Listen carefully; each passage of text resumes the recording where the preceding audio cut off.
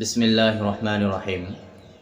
অনেক ভাইয়ের প্রশ্ন যে রোজা অবস্থায় কি মিসওয়াক করতে পারে, রোজা অবস্থায় মিসওয়াক করা জায়েজ আছে কি না। তো এখানে আল্লাহ রাসূল সাল্লাল্লাহু আলাইহি সাল্লামের সহিহ হাদিসের দ্বারা প্রমাণিত আছে যে আন আমির ইবনে রাবিআহ রাদিয়াল্লাহু আনহু قال رأيت النبي صلى الله عليه وسلم ما لا أحصي يتسوق وهو صائم।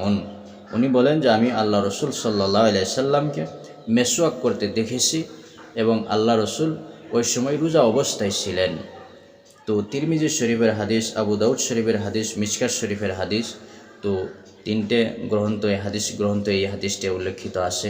তো রোজা অবস্থায় বিলকুল মেসওয়াক করতে পারেন, যদি মেসওয়াক শুকান হয়, ভিজা হোক, কোনো অসুবিধা নাই।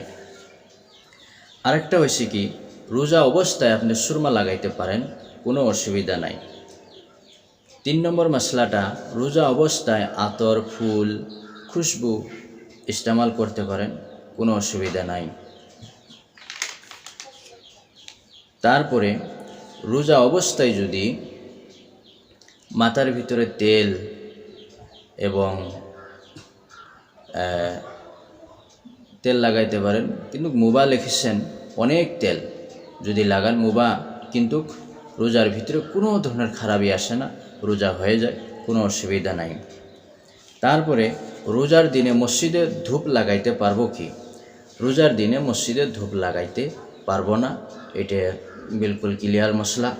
হ্যাঁ, যদি ধুলা বালু, ধোঁয়া, আগুনের যেটা ধোঁয়া, সেই ধোঁয়া যদি এমনি যদি আপনি রাস্তা দিয়ে গেতাছেন, যাওয়া পথেই ধোঁয়া আসলো আপনার মুখে নাকে, তো সেটা তো ভিন্ন কথা। এটা তো আপনার ইরাদা ছিল না, ইচ্ছাকৃতভাবে ছিল না।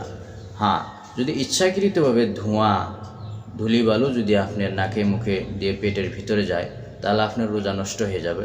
তো এখান থেকে ক্লিয়ার যে মসজিদের ধূপ আপনি লাগাইতে পারবেন না, রমজানের পরে ইনশাআল্লাহ আপনি লাগাইতে পারবেন, কোনো অসুবিধা নাই। আশা করি বোঝা আসছে। ওয়া আখিরি দাওয়ানা আলহামদুলিল্লাহি রাব্বিল আলামিন।